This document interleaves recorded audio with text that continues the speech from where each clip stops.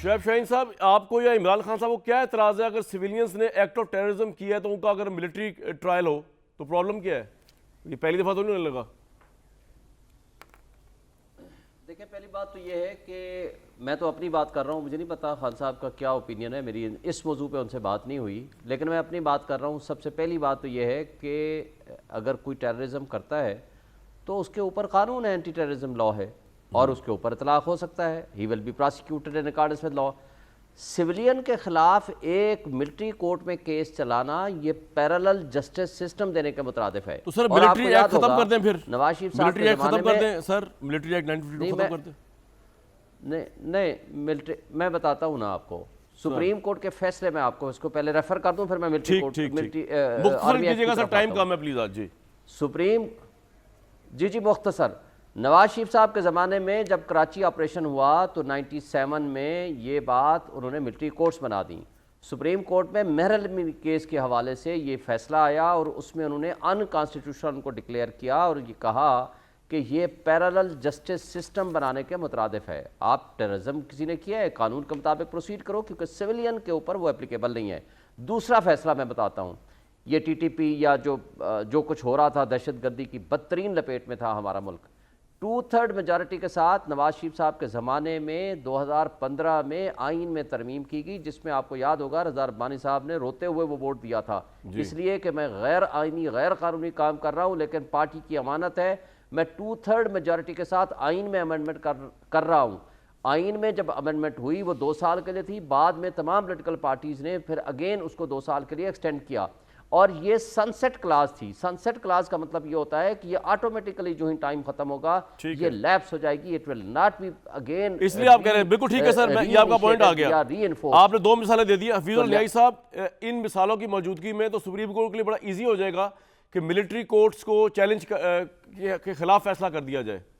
न्याई साहब, और आपके नजदीक होना चाहिए मिलिट्री ट्रायल के अंडर सिविलियंस का? कामरान साहब, मैं तो उन लोगों में से हूँ जो समझता हूँ कि 9 मई को रियासत पाकिस्तान में हमला हुआ है।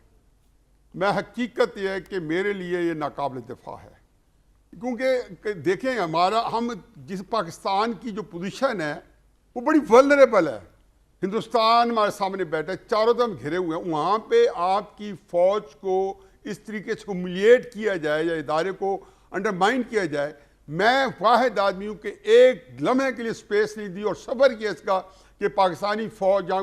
लेकिन सर अगर सुप्रीम कोर्ट अपनी रवायात और मिसालों के मुताबिक फैसला करेगी, मेरी बात दो फिक्र सुन लें। जहाँ पे ये उस सूरत में है कि पाकिस्तान का बचना जरूरी है। हकीकत है कि 9 मई के वाक़े के बाद रियासत पाकिस्तान मुतज़लज़ल हो गई थी। चुनाचे मैं सिर्फ ये कहता हूँ कि जी बियॉन्ड लॉ कुछ नहीं होना चाहिए। कानून के अंदर, ड्यू प्रोसेस ऑफ लॉ के अंदर अगर इजाजत मिलिट्री कोर्ट्स की करें, लेकिन किसी के घर में जाके तोड़ फोड़ करें, बिल्कुल ठीक है। किसी को जाके सर आपका पॉइंट आ गया ने कि उसको ऐसा पॉइंट है। मियां जावेद लतीफ़ साहब, अभी आपकी गवर्नमेंट की मिसालें दी उन्होंने कि जहां पे कोर्ट ने जो है वो इलीगल करार दिया मिलिट्री कोर्ट को, तो आपके ज़हन में अगर इमरान खान को मिलिट्री ट्रायल करने का है तो वो तो मिसालें दे रहे हैं कोर्ट की, इसको किस तरह चैलेंज करेंगे आप? शुएब शाहीन साहब मिसालें दे रहे हैं आपको। नहीं कामरान, ये कोई नया आइन कानून नहीं बन रहा, ये पहले से मौजूद है आपके कानून में, आइन में, कि ये तो ये शुएब शाहीन साहब मिसालें जो दे रहे हैं वो कोई नए अमेंडमेंट्स की दे रहे हैं जिसमें नए मिलिट्री कोर्ट बनाए गए थे, वो पैरेलल थे, आप ये कह रहे हैं? नहीं, शुएब शाहीन साहब जो हैं इनका मसला कुछ और है। इनका मेरे भाई हैं मगर बदकिस्मती से वकील हैं, मगर तर्जमान हैं PTI के। अब तर्जमान उस तरह के ना बने जिस तरह PTI के बाकी लोग बनते हैं। मैं तो इनसे अच्छी तवक्को रखता हूं कि कानून की तशरीह करें। ये इनके इल्म में है बात कि कानून इससे पहले मौजूद है, कोई नया कानून बन नहीं रहा। और फिर मैंने इनसे आपसे पहले अर्ज़ किया था कि इस कानून में भी गुंजाइश प्रोविजन है कि आप 3 अपील कर सकते हैं, मगर अगर आप अपील नहीं कर सकते तो वो आज खुद नोटिस जो सुप्रीम कोर्ट हाईकोर्ट जाएगा। ठीक है, शुएब शाहीन साहब बात बताइए, जितनी आपने मिसालें दी है वो नहीं, वहां बात इनको करनी चाहिए। ये तो आई थिंक कोई नए मिलिट्री कोर्ट्स बनाए गए थे जिनके लिए कोर्ट ने कहा कि पैरेलल सिस्टम है, लेकिन ये जो मिलिट्री ट्रायल हो रहा है ये तो 1952 का एक्ट ऑफ पार्लियामेंट है, उसके अंडर हो रहा है। उस पर क्या एतराज हो सकता है किसी को भी? किसी को देखिए, मैं Act समझता of the हूँ होना पार्लियामेंट नहीं के चाहिए, जरिए आप वो नहीं बना इसलिए सकते।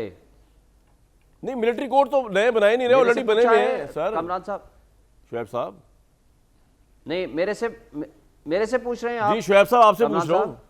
शुएब साहब आपसे पूछ रहा हूँ। देखें, पहली बात तो यह है कि आर्मी एक्ट के अंदर ये आर्मी पर्सनल पे होता है। आपको कानून के मुताबिक आपने FIR काट दी हैं, वक्त हो गया FIR सर के खत्म। मुताबिक एक्चुअली आपने आर्मी पर्सनल पे भी होता है, लेकिन वो सिविलियन जो आर्मी के उस तरह रडार में आए, आर्मी पे अटैक करें, यहाँ पे तो ISI पे अटैक हो गया, यहाँ पे तंसीबात पे अटैक, कोर कमांडर लाहौर के घर में अटैक हो गया, तो वो भी उसके अंदर आए थे। उसकी मिसालें पड़ी हुई जब सिविलियंस को भी यहाँ पे कैदें हुई हैं। तो अब अगर एक बंदे के लिए, किसी के लिए अगर आप लॉ चेंज करें दैट इज़ डिफरेंट,